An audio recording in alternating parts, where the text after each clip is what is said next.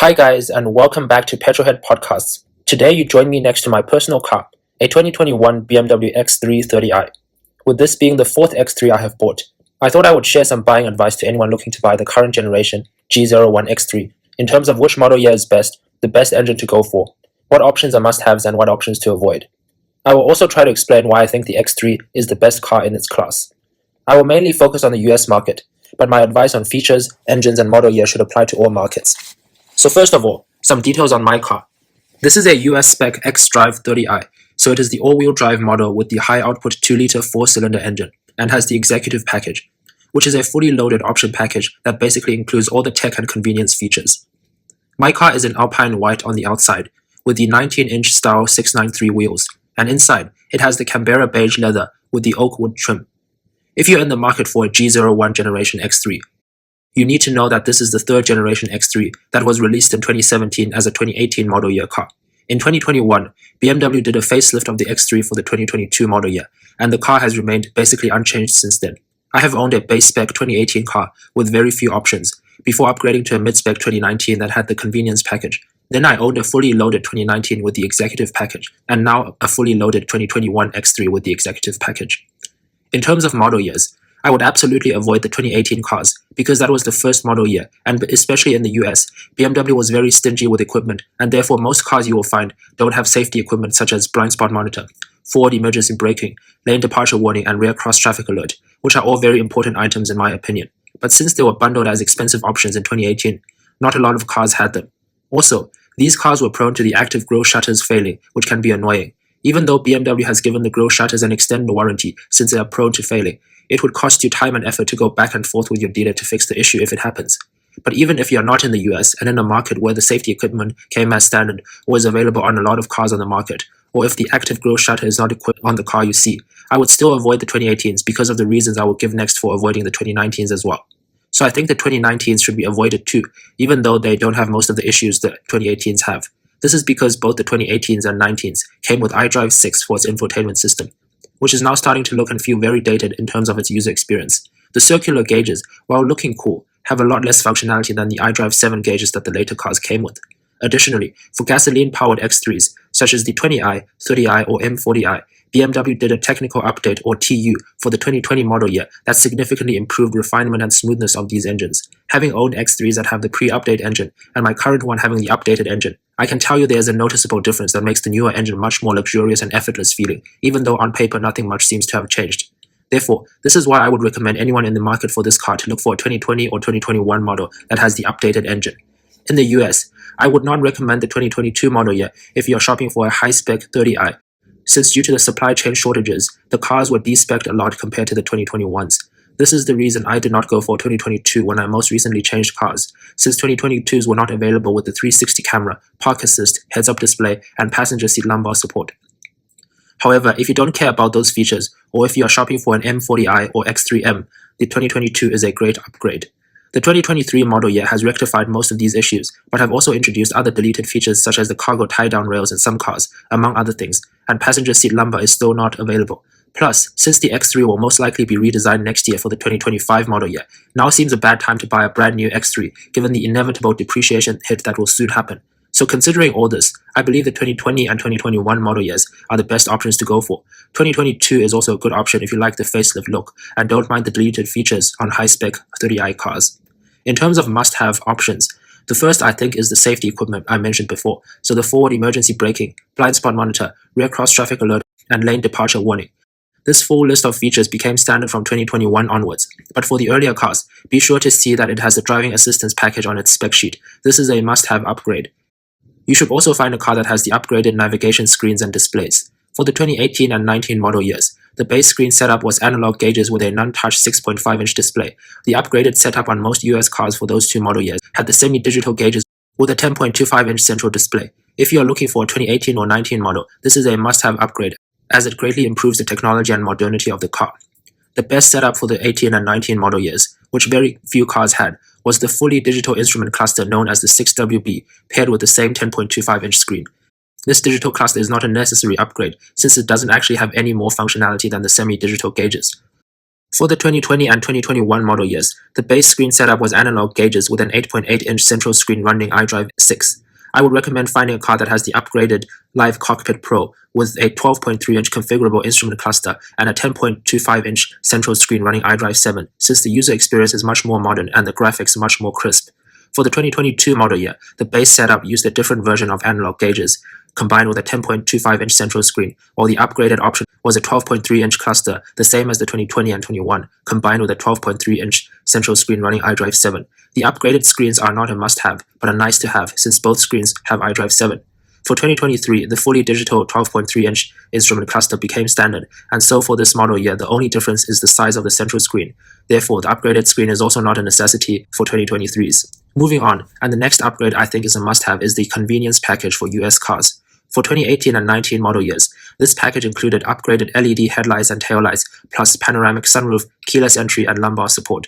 The base headlights and taillights still use halogen bulbs and look very cheap for a luxury SUV, so that is why this is an essential upgrade. If you are looking for an M40i or X3M, then this will not apply to you, as all US spec cars came with the convenience package items from the factory.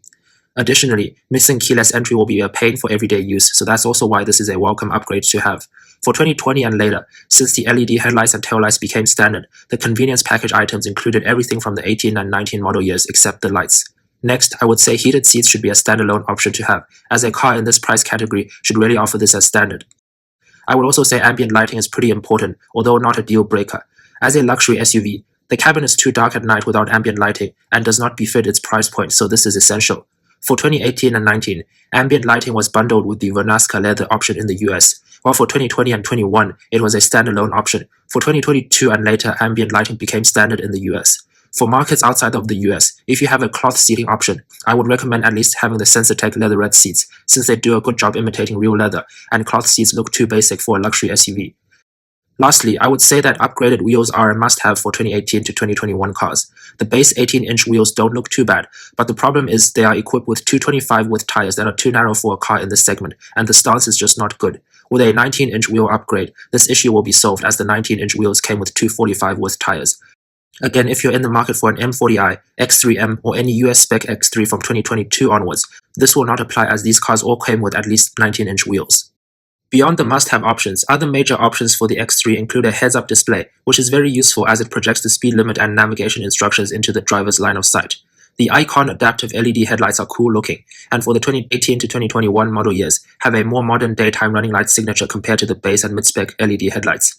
For 2022 and later, the difference is not as big between the headlight options, and there's also now a laser light option for certain markets. You can also get a very clever 360 camera system that lets you see around the car in real time, which is cool.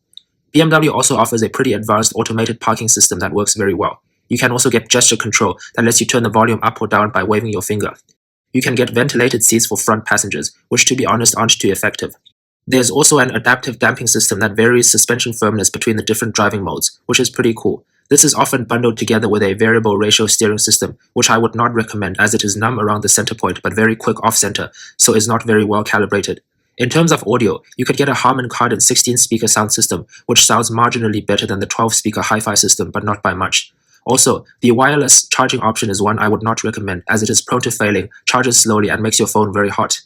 The Driving Assistance Pro package with adaptive cruise control and semi-autonomous steering isn't as good as the best systems on the market, so is not essential in my opinion.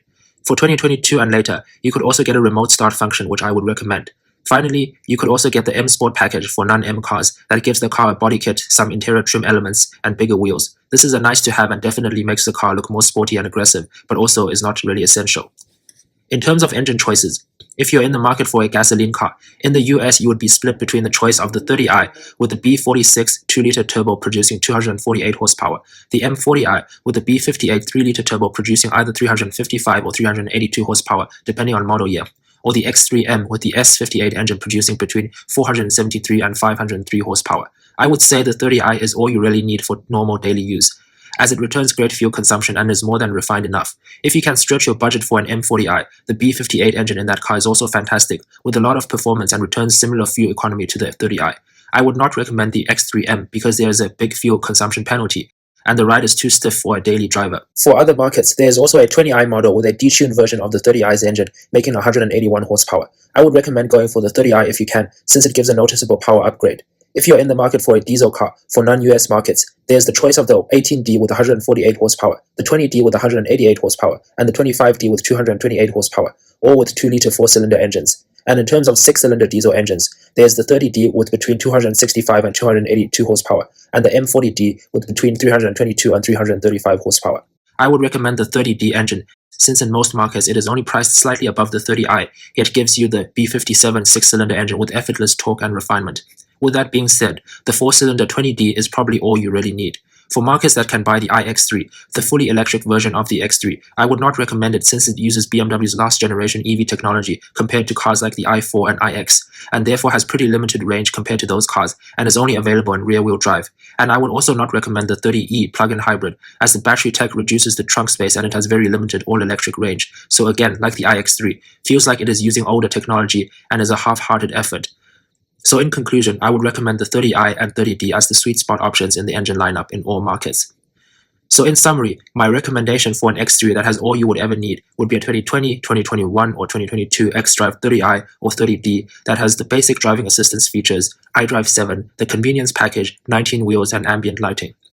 Lastly, touching on why I think the X3 is the best option in this class of vehicle. I have a full comparison video on my channel between the X3, the Genesis GV70, the Audi Q5, and the Volvo XC60, which I will link in the description below, and you can watch it to see the X3's strengths compared to its rivals, and why it is the overall best car. But in essence, it has a remarkable blend of sporty driving dynamics, a very planted and stable feel at highway speeds, and a reasonably comfortable ride if you don't go for the X3M or some of the larger wheel options. Beyond that, it also has probably the most advanced infotainment system in its class with iDrive, and the build quality and material choices are also of a very high standard.